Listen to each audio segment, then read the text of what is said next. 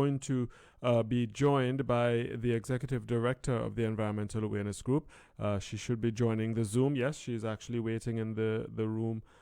So we should be connecting with her just to get a quick update on what's taking place from the perspective of the environmental group. They're actually supposed to be giving a presentation on biodiversity conservation and how it underpins climate resilience, which is, of course, our ability to bounce back and to sustain impacts from, well, climate change events.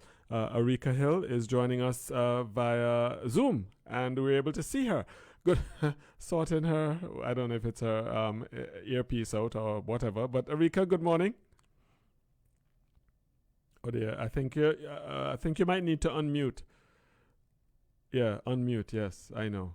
It's the... So good morning, Darren, and good morning to Antigua and Barbuda. Good morning. How are you doing? How is Glasgow?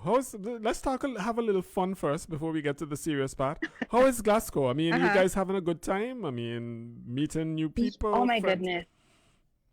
It is, okay, so weather-wise, it's delightful because, you know, Antigua in October is super hot. Right. So it's actually great to be in the cold for a moment and just be like, oh, it's AC outside. Right. So, I get you.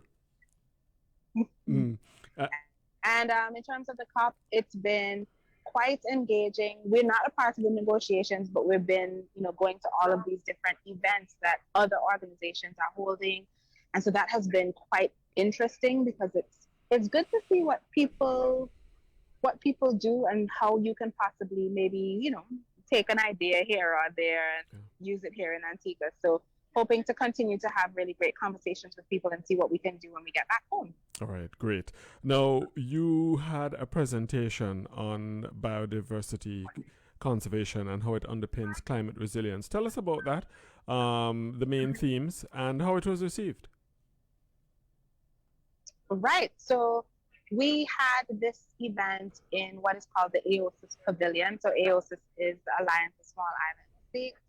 And what we did was that we spoke a lot about what the EAG has been doing for the past 30 years, which involved removing invasive alien species, so the rats and mongooses from Great Bird Island and 17 other offshore islands, as well as removing the rats and the goats from Redonda. And not just talking about the removal, but what we have immediately seen as a result of that, how we are seeing that the whole ecosystem, so the island itself, regenerates itself, whether it's through the vegetation, through birds coming back, and lizard populations increasing, and really noting that that is a key thing. So whenever we talk about climate change, everybody's kind of like, yes, I want a wind turbine, I want solar panels on your house. Let me tell you, right? You can have all the solar panels on your house you want. If you don't have a mangrove, if you don't have those ecosystems in front of your house, it's really not going to matter. You're going to be able to turn on your lights and see that your place has washed away. So what we were talking about was really how important it is to have conservation being at the heart of climate change discussions.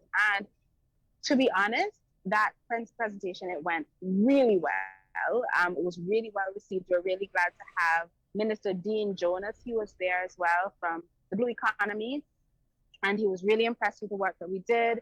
We had Ruth Spencer as well. So lots of Antiguans were passing by and having conversations with us, which was great.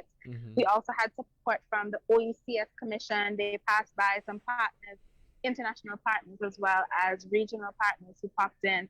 And what they all agreed on, and what we have all agreed upon, is the need for really putting money where it matters, which is in the hands of community-based organizations, faith-based organizations, non-governmental organizations who are at the front line and doing the real work.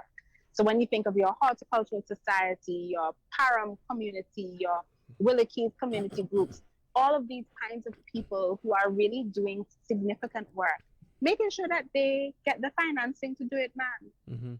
Right. In terms of the examples that you would have used in making your points or bringing your points across, were there any specific Antiguan examples that you would have used? The Antigua example is the work of the EAG. Oh, okay. All right. Okay. Fine. Oh, Yes, yes. You did speak yes, about yes. So not Rat Island, the oh dear, Redunda getting rid of the project. ratas. Yes, I think that's where the rat came from in my brain. But yes, we spoke about that. Yes. But were there any, as far as terrestrial Antigua Barbuda, were there any examples cited there as well? Oh, you mean like mainland Antigua? Right. No, because what we were trying to do was really just speak about how what we have done has an impact um, for what they're doing here. I believe that there are probably other organizations that can speak a bit more about mainland work, but EAG has not been Okay. focused on that. However, one of the things that one of the concerns that was raised was like, these international funders are saying to us, look, you're doing great work, yes, but is your policy aligning Mm-hmm. the governmental policy? Does it align with the work that you're doing? Mm-hmm. Are we giving you money and it's just kind of being thrown into a bucket with holes in it because policy doesn't match? And so we raised that as a significant concern, and we really want to see not just on an international level that everybody is really following policy, because that's a lot of what the negotiations are about. Are you really following, saying, doing what you say you're going to do? Mm-hmm. But even in Antigua and Barbuda, is our government doing what they say they're going to do? And are they following their agreements? Are they making sure that our voices are being a part of decision making? And so that we're not wasting time going and doing conservation that is not going to have an impact. So that was discussed. And I think, in a room full of environmentalists, of course, that is always a great conversation, but we hope to continue to push for that, our policies really do align with our actions. All right, that's extremely important. Overall, though, what sense are you getting? What's the atmosphere like at COP? Do people really feel that this is not just an opportunity to, rub shoulders with like minds? We're going to have a good time and then go back to our respective countries without really moving the ball forward or moving the needle, to use an expression? Or do you get a sense that destiny is in your hands and people are determined to make the best of it for the betterment of the planet? What's your sense? Wow, I love that destiny is in your hands. Yeah. I didn't know you waxed so poetic, Darren. But I think it kind of depends on who you talk to.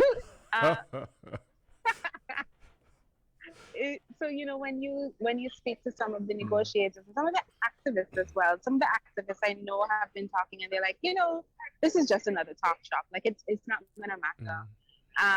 And so you will always have that. You will also always have a set of people who think, look, this is just more of the same.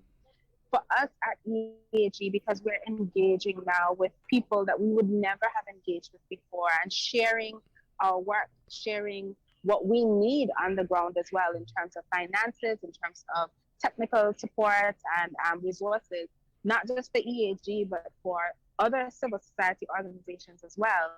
I think that we are a little more hopeful, and to be very honest, EAG does practice a discipline of hope. So no matter what, we are always going to be hopeful despite what's happening in the world. Understood. So I think that good things can happen, but good things only happen once people then take action. So it doesn't matter if you talk is cheap. If you say things and you don't then make a real change thereafter, then we've wasted time. But you can say something here and make incremental changes. And I think sometimes if we are willing to go along for the incremental journey, then maybe we will not be so despondent. All right. The incremental journey. I'll take that. Thank you. Thank you very much, Arica Hill, Executive Director of the Environmental Awareness Group. Really want to thank you so much for engaging with us this morning.